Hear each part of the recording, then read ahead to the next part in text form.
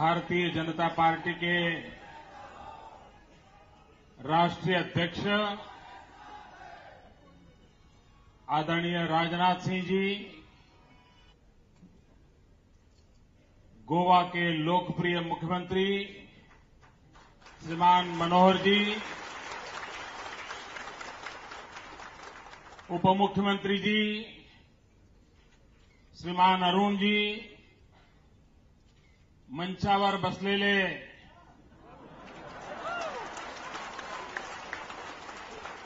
सगळे नेतेगण,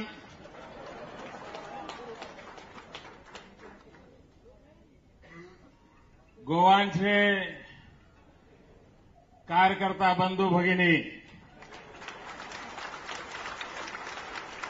नमस्कार. कशी काय? मजेत का? मजामा.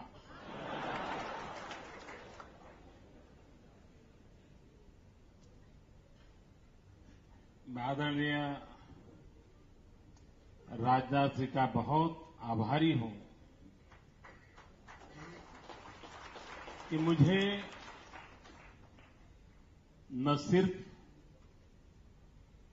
एक नए कार्य की जिम्मेवारी दी है, लेकिन उन्होंने कार्यकर्ता की नजरों में, देश की जनता की नजरों में एक बहुत ही बड़ा सम्मान दिया है. मैं उनका बहुत बहुत आभारी हूं.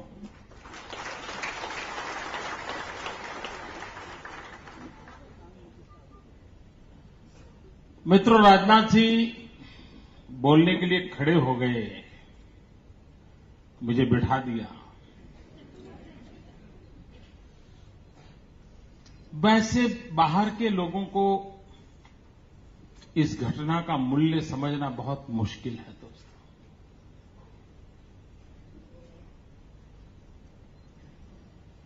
सिर्फ पद होने पर व्यक्ति ऐसा नहीं करता है, दिल होने पर करता है.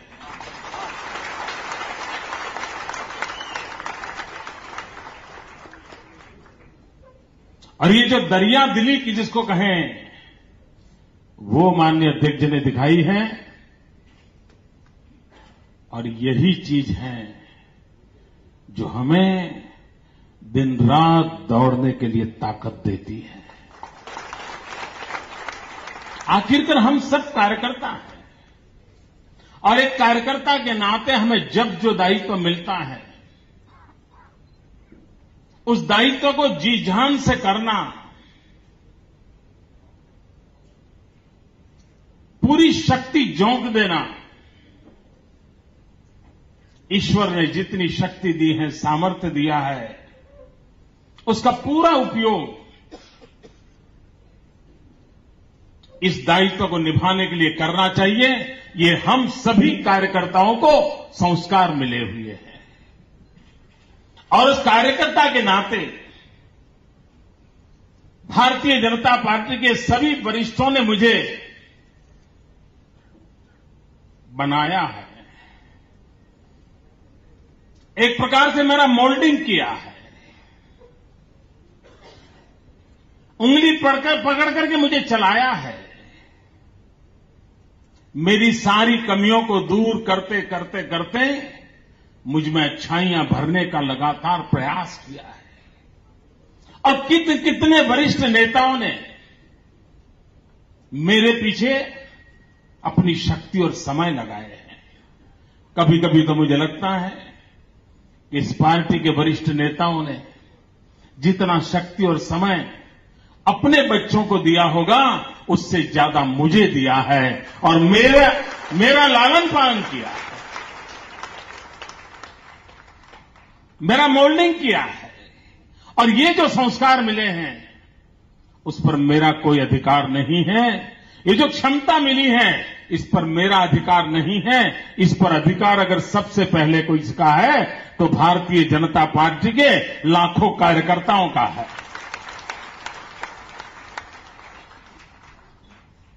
देश के सामान्य नागरिकों का है. और आज इस पद को प्राप्त करने के बाद मैं जब पहली बार आप सबके बीच आया हूं, तब मैं आपको कहना चाहता हूं मित्रों, हम उस पार्टी के कार्यकर्ता हैं, हम उस परंपरा के सिपाही हैं जहां पदभार यह व्यवस्था है, कार्यभार ये जिम्मेवारी होती है। पदभार किसी एक को होता है, कार्यभार सभी लाखों लागों पे होता है। और इसलिए पदभार और कार्यभार दोनों को संतुलित रूप से चलाते हुए हम सभी मिलकर के इस देश के सामान्य नागरिक की जो आशा आकांक्षा है उसको परिपूर्ण करने में कोई कमी नहीं छोड़ेंगे। ये मुझे भाजपा के कार्यकर्ताओं का पर विश्वास है। मित्रों, मुझे भाजपा के कार्यकर्ताओं पर विश्वास इसलिए है, एक समय था जब गोवा में भारतीय जनता पार्टी के कार्यकर्ता जी जान से लगते थे। स्वतंत्र गोवा के आंदोलन में जगन्नाथराव जोशी जैसे महापुरुषों ने जुल्म सहे थे, जेलों में जिंदगी गुजारी थी, और भारतीय जनसंघ का उस जमाने का कार्यकर्ता इस गोवा की आजादी के लिए जी जान से खपा रहता था। मित्र, अब तब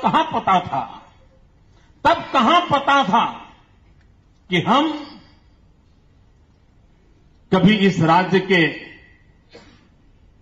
भाग्य के नियंता भी बन सकते हैं।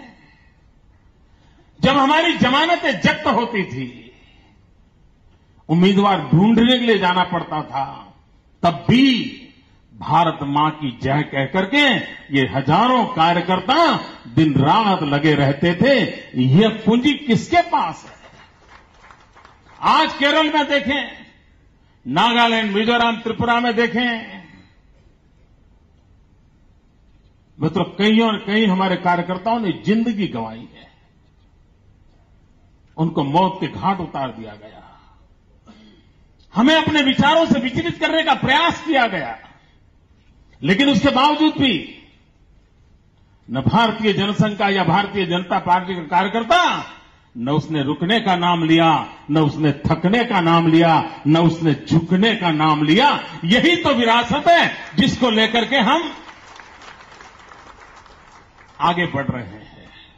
और इसलिए भाइयों बहनों, हमारे कार्यकर्ता नाम की जो व्यवस्था है, कार्यकर्ता नाम का हमारे पास पद जो है, और यहां जिला कक्षा के कार्यकर्ताओं को बुलाया गया है। ये जिला स्तर के कार्यकर्ता जब मेरे सामने बैठे हैं, तब ये पार्टी में ऐसे अनेक लोग होंगे जिनका कभी अखबार में नाम नहीं छपा होगा, ऐसे अनेक लोग होंगे जिनका चेहरा कभी टीवी पर दिखाई नहीं दिया होगा, अनेक लोग होंगे जिनकी पहचान तक नहीं होगी, लेकिन 2-2, 3-3 पीढ़ी से पूरा का पूरा परिवार भारत मां की जय करते करते अपना परिवार लुटाता रहा है, तब जाकर के पार्टी बनी।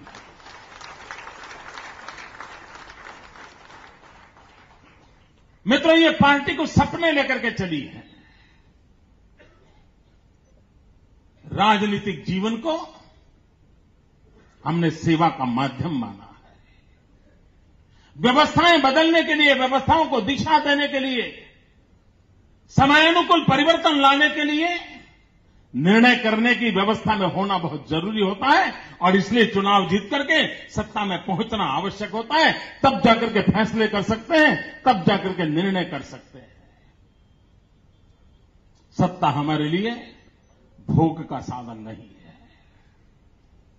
मित्रों, आदरणीय राजनाथ सिंह जी भी मुख्यमंत्री थे, केंद्र में मंत्री थे, हिंदुस्तान के सबसे बड़े प्रदेश के मुख्यमंत्री थे, उत्तर प्रदेश के। सुचारू ढंग से उत्तर प्रदेश को आगे बढ़ाने के लिए जी जान से जुटे थे। लेकिन क्या कभी हमारे में से किसी ने उनकी सरकार पर कोई आरोप लगा था ऐसा सुना है? क्या कभी सुना है आपने? क्या मनोहर पर्रिकर पर कोई आरोप लगता है? क्या भारतीय जनता पार्टी के किसी मुख्यमंत्री पर आरोप लगता है? तो मित्रों, ये दिल्ली में बैठे उन पर दिन रात क्यों लगता है?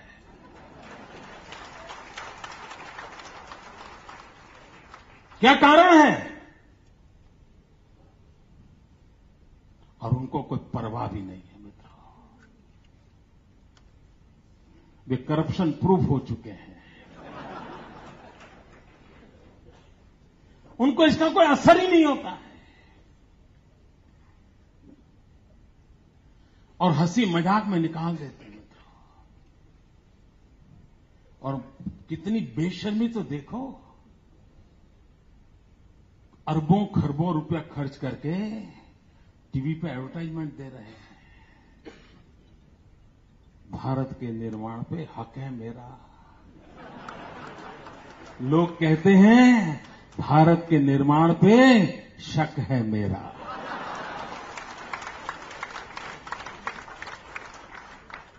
अब सुनिए, गौर से सुनिए, आपको शक सुनाई देगा, हक नहीं सुनाई देगा, क्योंकि उनके कारनामे ऐसे हैं कि आपके आंख कान में वही शब्द गूंजेंगे, शक है मेरा। ये काम किया है इन्होंने मित्रों। अभी अरुण जी कह रहे थे, well beginning half done, well begin half done. मैं कहता हूं वेल बिगन हाफ वन।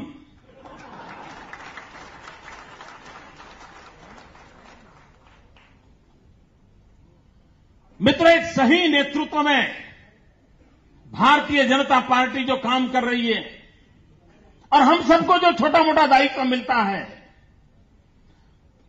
जिसके जिम्मे जो काम आएगा, उस काम को इतने गर्व से, इतनी मेहनत से हम करेंगे कि राजनाथ सिंह जी ने जो सपने देखे होंगे, जो डिजाइन बनाई होगी, उसको हम परिपूर्ण करके रहेंगे। इस विश्वास के साथ आगे बढ़ेंगे।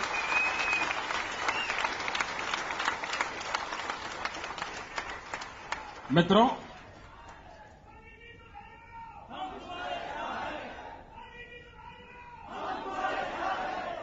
ये दिल्ली में जो सरकार है, अभी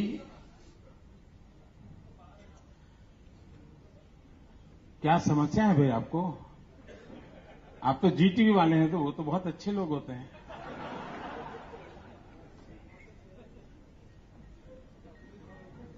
वैसे सब अच्छे होते हैं,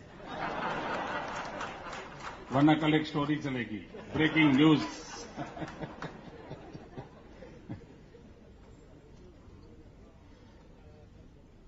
मित्रों, अभी प्रधानमंत्री जी ने इंटरनल सिक्योरिटी की एक मीटिंग बुलाई थी। सभी मुख्यमंत्री उस मीटिंग में थे और अचानक उन्होंने खड़े होकर के छत्तीसगढ़ में जिन लोगों की हत्या हुई, उनके प्रति एक शोक प्रस्ताव प्रस्तुत किया। जब मेरी बारी आई तो मैंने शुरू किया वहीं से। मैंने कहा कि प्रधानमंत्री जी, गृह मंत्री जी, सब लोगों ने आज अपनी बातचीत का प्रारंभ छत्तीसगढ़ से किया है और मृतात्माओं के प्रति श्रद्धांजलि के भाव प्रकट किए हैं। मैं भी उसमें मेरा स्वर मिलाता हूं, लेकिन साथ साथ छत्तीसगढ़ में सामान्य मानवी की रक्षा करते करते जो शहीद हुए, उन पुलिस के जवानों के लिए भी मैं अपने श्रद्धा सुमन अर्पित करता हूं। मैंने कहा, मैं इसके साथ साथ हिंदुस्तान के 2 सिपाहियों के सर काट के ले गए हैं, उन शहीद सिपाहियों के प्रति भी अपने श्रद्धा सुमन अर्पित करता हूं। मैंने कहा, इतना ही नहीं, केरल के मछुआरे जिनको विदेशियों ने आकर के गोलियों से भून दिया, मैं उन शहीद मछुआरों के प्रति भी अपने श्रद्धा सुमन अर्पित करता हूं।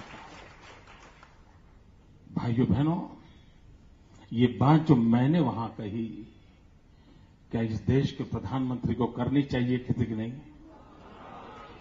क्या ये विचार प्रधानमंत्री को आना चाहिए था कि नहीं?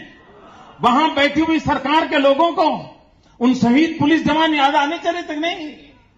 मित्रों, पीड़ा तब होती है, मौत मौत होता है। हर मौत के प्रति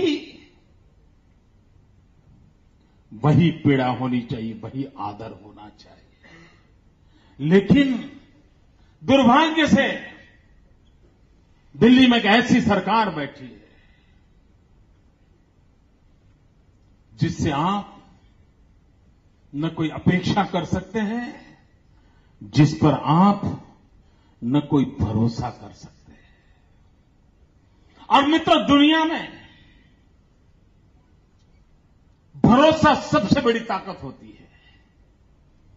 1-2 साल का छोटा बालक कुछ भी अगर समझता नहीं है, लेकिन उसके पिताजी उसको एक खिड़की पर खड़ा कर दें और उस बच्चे को कहें कि बेटे कूद जाओ, वो बच्चा समझ हो या न हो, लेकिन बाप के प्रति भरोसा होता है, वो कूदता है और बाप उसको पकड़ लेता है। भरोसा नाम की चीज जो है वो सारे तंत्र को चलाती है मित्रों। और एक बार भरोसा खत्म हो जाए, आप घर से ऑफिस से घर निकले हो और अगर आपको भरोसा न हो कि घर में खाना पका होगा कि नहीं पका होगा, तो आप जरूर बाजार से कुछ थैले में लेकर के जाओगे। क्यों?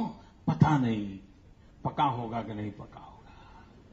जब भरोसा टूट जाता है तब लोग और रास्ते ढूंढते हैं। आज देश में भरोसा टूट चुका है।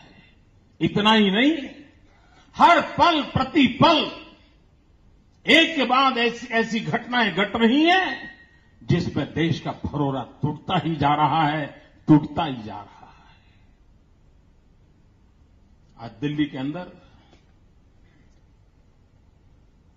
एक जवान बेटी जब घर से बाहर गई हो और शाम को 6 बजे से पहले अगर घर न लौट पाए तो मां बाप का वो घंटे 2 घंटे का समय इतने संकट से गुजरता है, उसको भरोसा नहीं बेटी वापस लौटेगी कि नहीं लौटेगी। किसान अपनी फसल पैदा करता है, उसे भरोसा नहीं है कि पैदावार के बाद भी दाम मिलेंगे कि नहीं मिलेंगे। ये कब नीतियां बदल दे पता नहीं मित्र, आधी रात में नीतियां बदल देते हैं। और किसके लिए बदलते हैं वो भी बाद में जब सुप्रीम कोर्ट डंडा मारती है तब पता चलता है क्यों बदला था। ये हाल है मित्रों। मेरे जीवन में गोवा अब एक विशेष स्थान पा लिया है। अखबार भी लगातार लिख रहे हैं कि मोदी के जीवन में गोवा बहुत लकी है।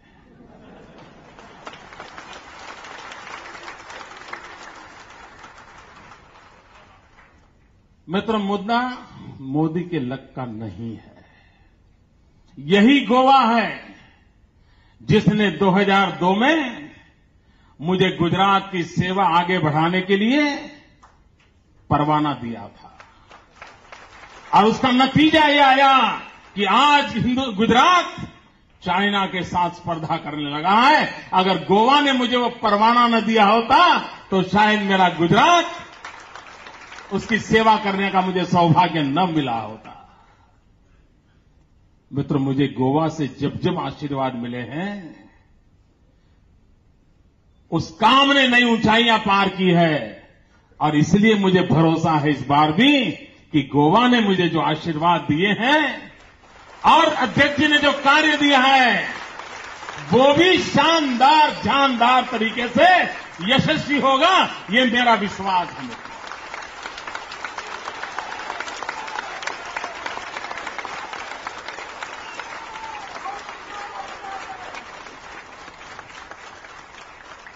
मित्रों, दिल्ली की सरकार वो हिंदुस्तान के संघीय ढांचे को स्वीकार करने के लिए मूड में नहीं है। जब तक और उनकी मानसिकता को समझने की आवश्यकता है। और मैं इस देश के पॉलिटिकल पंडितों को, डिबेट करने वाले महाशयों से,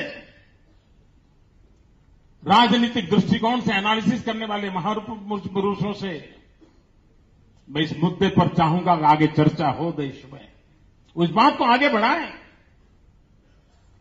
कांग्रेस मूलतः सत्तावादी मानसिकता से ग्रस्त है। उसे कुछ कम मंजूर नहीं होता है। जब तक दिल्ली में उनकी सरकार थी, राज्यों में उनकी सरकार थी, पंचायतों में उनकी सरकार थी, उनको न कोई कानून बनाने की इच्छा होती थी, न कोई परिवर्तन लाए, सब गाड़ी मजे से चलती थी, मौज चलती थी। पंचायत से पार्लियामेंट तक उन्हीं का झंडा फहरता था, कोई परवाह नहीं, चलते रहते थे। लेकिन जब राज्यों में दूसरे दलों की सरकार चुनना शुरू हुआ, खास करके 1967 के बाद एसवीडी की गवर्नमेंट्स बनना शुरू हुआ, आप इतिहास देख लीजिए।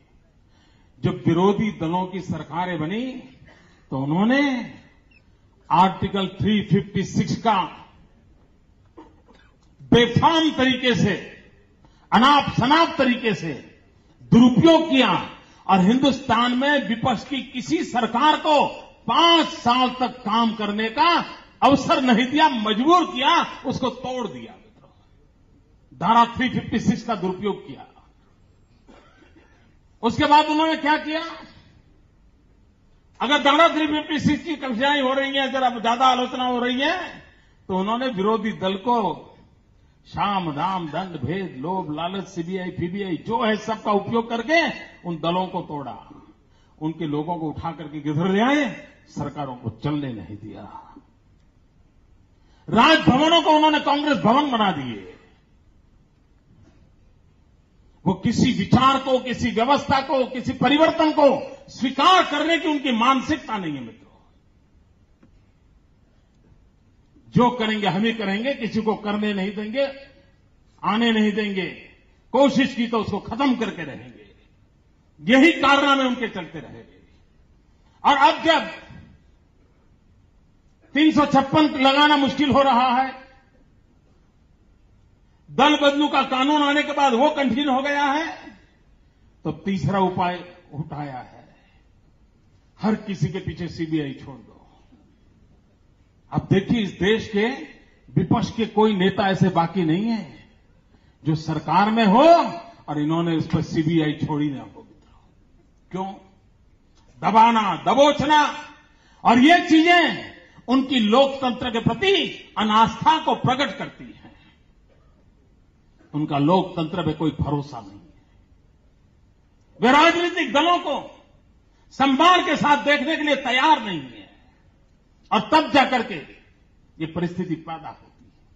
संस्थाओं को तोड़ना, संस्थाओं को मरोड़ना, और संस्थाएं अगर टूटती नहीं है तो एक के ऊपर दूसरे को बिठा देना, ये एक नई चाल चालू हुई है हिंदुस्तान में। प्लानिंग कमीशन के चेयरमैन देश के प्रधानमंत्री होते हैं। जिस कमेटी के चेयरमैन देश के प्रधानमंत्री हो, जो कमेटी एक प्रकार से राज्य और केंद्र के बीच में ब्रिज का बहुत बड़ा काम करती हो, जो संवैधानिक संस्था हो,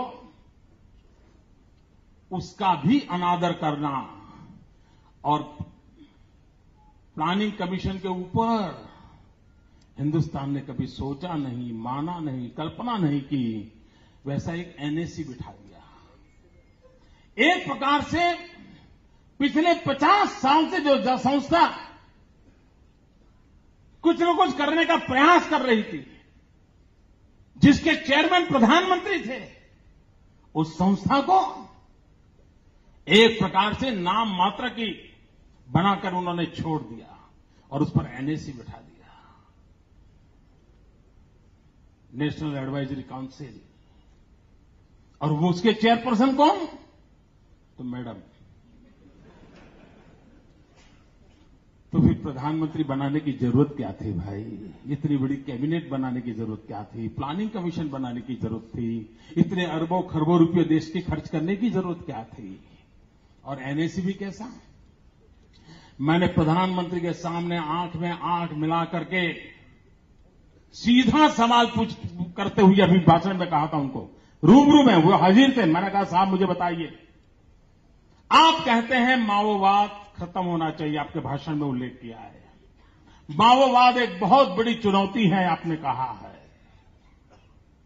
और मैंने प्रधानमंत्री जी को कहा, पशुपति से लेकर के तिरुपति तक एक रेड कॉरिडोर आज रक्त रंजीन होता जा रहा है।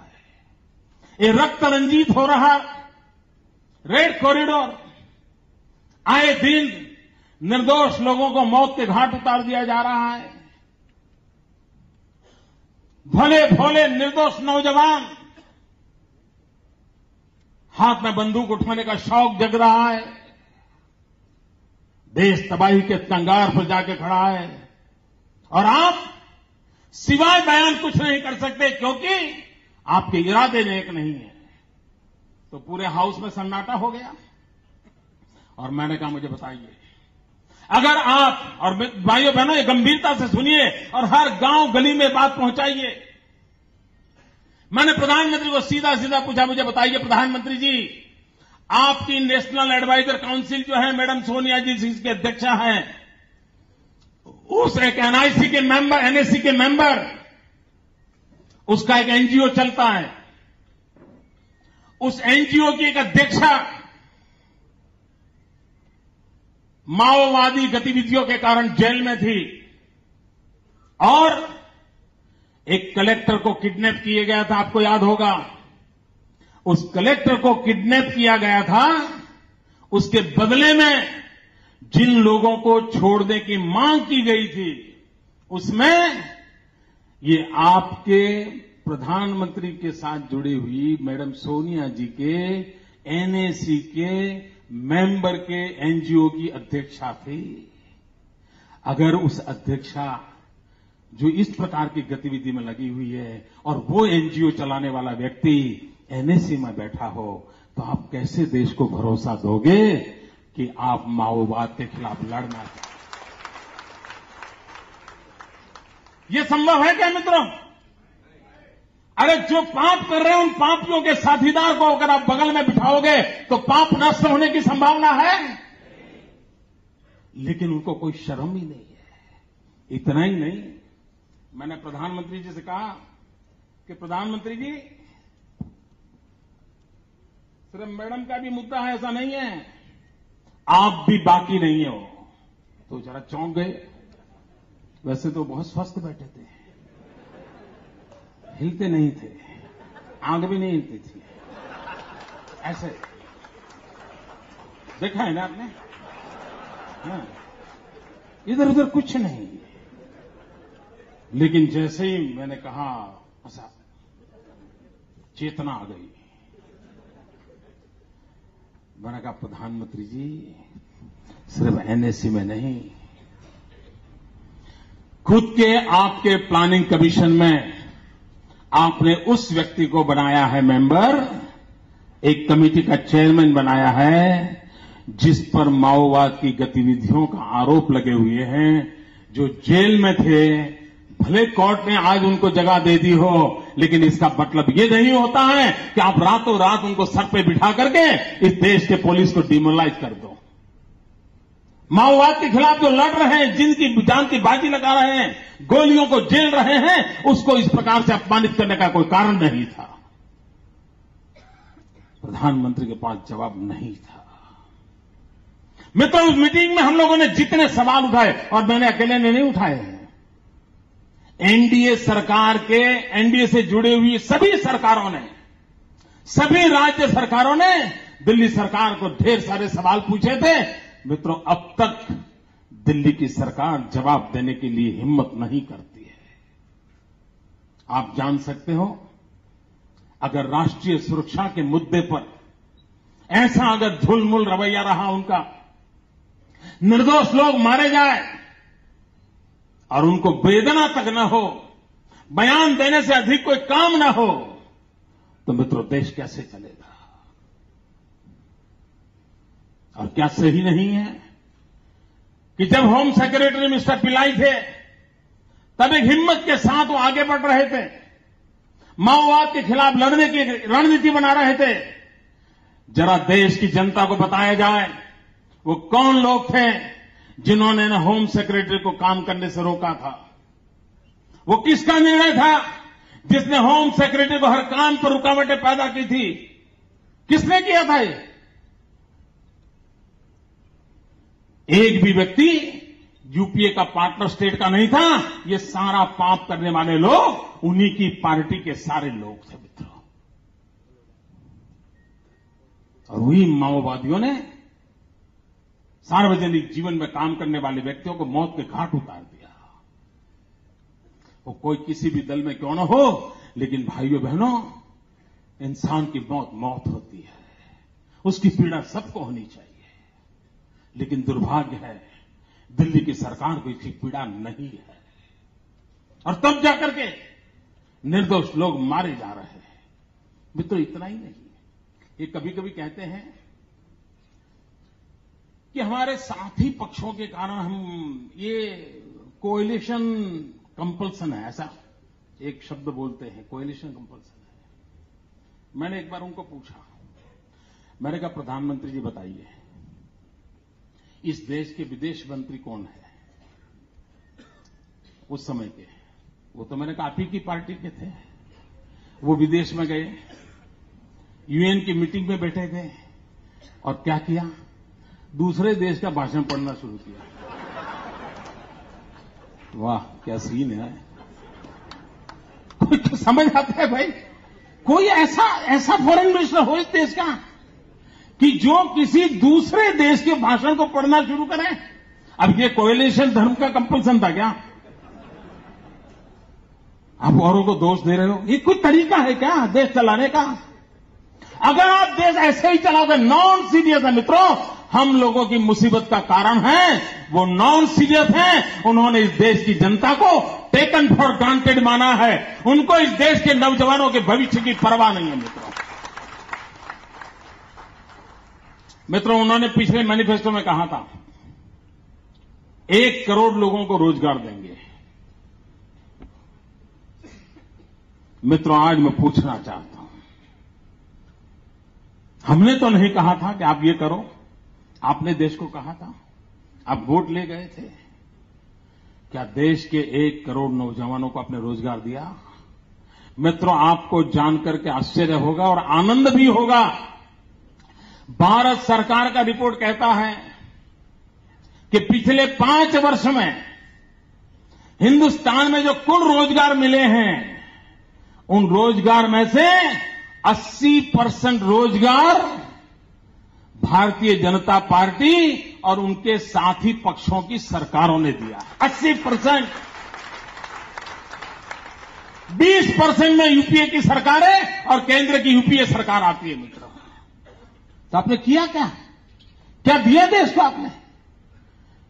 मित्रों चाइना, उसके साथ हमारी स्पर्धा चल रही है। पूरा विश्व सोच रहा है चाइना आगे निकल जाएगा, हिंदुस्तान आगे निकल जाएगा, एक चर्चा चल रही है। उस चाइना ने युवकों को स्किल डेवलपमेंट के लिए जो अभियान चलाया, एक तरफ पूरी विश्व एक तरफ है और एक तरफ अकेला चाइना है, इतना बड़ा तूफान खड़ा किया हुआ है, और हम उंगलियों पर गिन रहे हैं कितना हुआ। क्या इससे परिवर्तन आएगा? क्या देश इस दिशा में काम करेगा? क्या देश के नौजवानों के भविष्य का क्या होगा? मित्रों जिस प्रकार का अनरेस्ट पैदा हो रहा है, जिस प्रकार का नौजवानों में आक्रोश पैदा हो रहा है, अगर समय रहते इन नौजवानों की शक्ति और सामर्थ्य को देश हित के काम में हमने नहीं लगाया तो यही हमारे लिए संकट का कारण बन जाएंगे। ये दिल्ली की सरकार को समझना चाहिए। क्या कारण है कि आए दिन दिल्ली में कोई भी घटना घटती है तो जंतर मंतर पर नौजवानों की भीड़ लग जाती है मित्रों। कोई नेता नहीं, कोई नारा नहीं, सिर्फ आक्रोश व्यक्त करने के लिए आ जाते हैं। क्यों? इस देश का भला इसमें होगा कि हिंदुस्तान के भाग्य को बदलने के लिए हिंदुस्तान के नौजवानों पर ध्यान केंद्रित किया जाए। मित्रों, इस देश का 65% पॉपुलेशन 35 से नीचे है। 35 से कम उम्र की संख्या 65% से ज्यादा है। मित्रों, ये डेमोग्राफिक डिविडेंड है। कितना बड़ा सौभाग्य है कि हम विश्व के सबसे जवान देश है। मित्रों, जिस घर में बेटा जवान होता है वो मां बाप कितने खुशी आनंद करते हैं। ये देश है कि जहां ऐसे लोग बैठे हैं कि जहां जवान को बोझ लगता है। मित्रों, जवान अगर जो बोझ लगता है तो भारत का भाग्य कौन बदलेगा। और इसलिए भाइयों बहनों, दिल्ली की सल्तनत पूरी तरह विफल हो चुकी है। किसी मोर्चे पर उन्होंने सही काम नहीं किया है। कोई काम ढंग से पूरा नहीं किया है। मित्रों, ये हमारा दायित्व बनता है कि हम इस देश को ऐसी सरकार से बचाएं। अटल जी की सरकार थी। 21वीं सदी के प्रारंभ के 2-3 साल अटल जी के नेतृत्व में देश आगे बढ़ रहा था। और आप सब याद कीजिए मित्रों, सिर्फ हम भाजपा के कार्यकर्ता इसलिए याद करिए ऐसा नहीं, आप उस समय के कोई भी मीडिया के अखबार उठा लीजिए। एक विश्वास पैदा हुआ था। 21वीं सदी के पहले 3 वर्ष एक आशा बंधी थी। चलो यार, देश खड़ा हो रहा है, देश अब चलने लगा है, देखते ही देखते देश दौड़ने लग जाएगा। ये चारों तरफ एक पॉजिटिव वातावरण, एक पॉजिटिव फीलिंग, ये चारों तरफ नजर आ रहा था। मित्रों, अचानक 2004 में इन लोगों के आने के बाद जो नैया ऐसी गहरी डूबती चली गई। अब तो देखना पड़ता है कि 21वीं सदी कहां है और हम कहां है। ये हालत देश की बन चुकी है। मित्रों, भारत को असहाय नहीं छोड़ा जा सकता है। देश के नौजवानों के भविष्य को असुरक्षित नहीं किया जा सकता है। देश की माताएं बहनें, उनके भी सपने होते हैं। आज से 25 साल पहले बहनों की सोच और आज की सोच में बहुत बड़ा अंतर है। वो दुनिया को देखने समझने लगी है, उसके भीतर भी एस्पिरेशंस पैदा हुए हैं। वो निर्णय प्रक्रिया में हिस्सेदारी चाहती है, वो राष्ट्र के विकास में जुड़ना चाहती है। लेकिन दिल्ली की सल्तनत के पास 100 करोड़ से अधिक ये देश, जिसकी 50% जनसंख्या हमारी माताएं बहनें हैं, उनके लिए दिल्ली की सल्तनत को कोई फुर्सत नहीं है देखने की। मित्रों, और इसलिए मैं कहता हूं कि हमारे लिए एक राज्य सत्ता के परिवर्तन का एजेंडा नहीं है, हमारे लिए राष्ट्र निर्माण का एजेंडा है। हमारे लिए कुर्सी पाना एजेंडा नहीं है भाजपा के लिए। हमारे लिए एजेंडा है राष्ट्र के कोटि-कोटि नागरिकों को सम्मान वापस दिलाना, राष्ट्र के कोटि-कोटि नागरिकों को एक विश्वास वापस दिलाना, राष्ट्र के कोटि-कोटि नागरिकों में फिर से एक बार भरोसा पैदा करना। ये सपना लेकर के हम जी जान से जुटने के लिए निकलना है। मित्रों, चुनाव, उसमें प्रचार अभियान का भी महत्व होता है, व्यवस्था तंत्र का भी महत्व होता है और रणनीति का भी महत्व होता है। और तीनों एक ढंग से जब चलते हैं तब परिणाम मिलता है। कांग्रेस ने इतने पाप किए हैं कि जनता को कांग्रेस को हटाओ ये समझाने के लिए बहुत मेहनत पड़ी, ऐसा नहीं है। अभी हमारे यहां 6 उपचुनाव हुए, 4 विधानसभा के और 2 लोकसभा के, और 6 की 6 सीटें कांग्रेस की थी और जमाने से कांग्रेस का कब्जा था। जनता इतनी नाराज है इन लोगों पर, सब साफ कर दिया सब।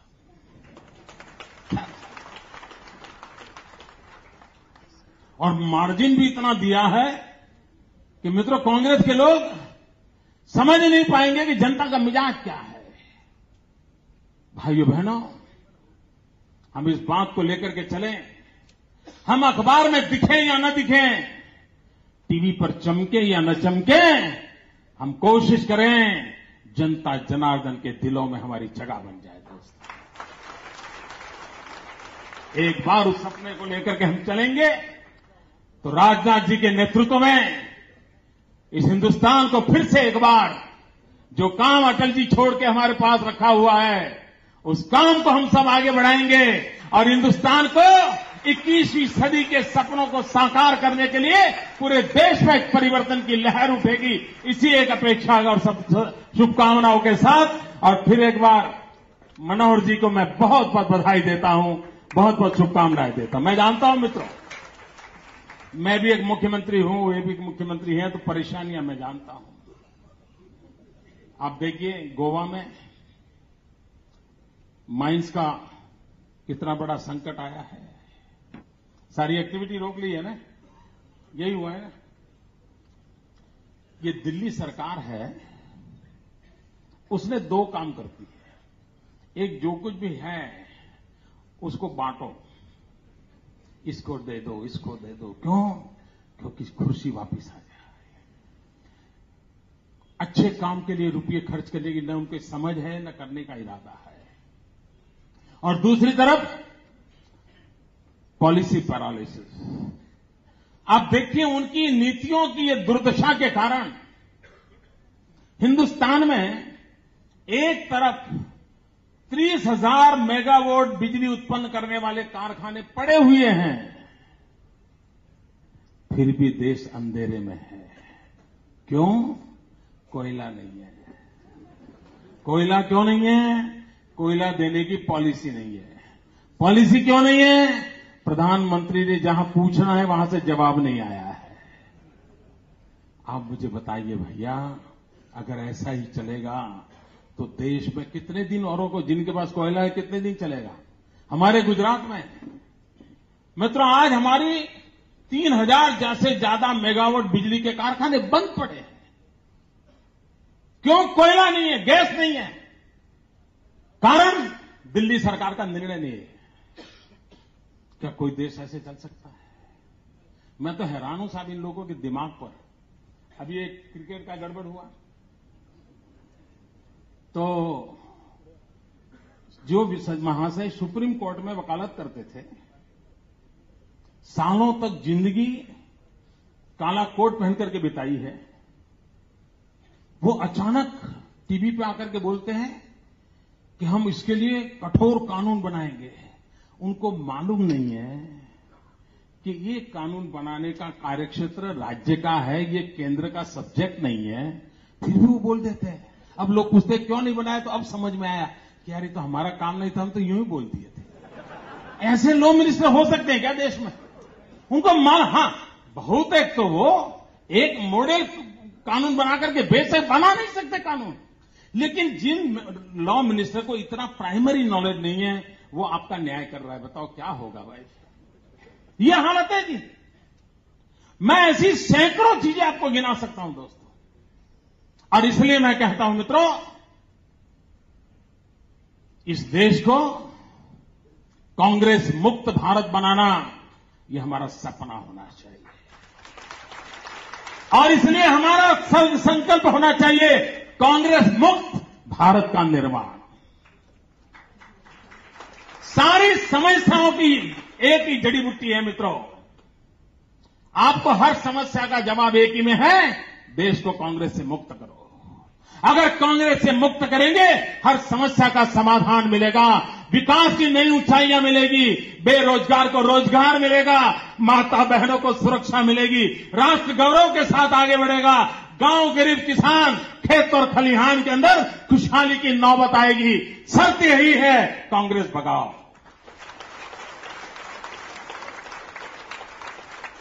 कांग्रेस मुक्त भारत का निर्माण, ये सपना लेकर के हम चले। इसी एक अपेक्षा के साथ फिर एक बार आप सबको बहुत बहुत शुभकामनाएं। भारत माता की, पूरी ताकत से बोलिए, भारत माता की।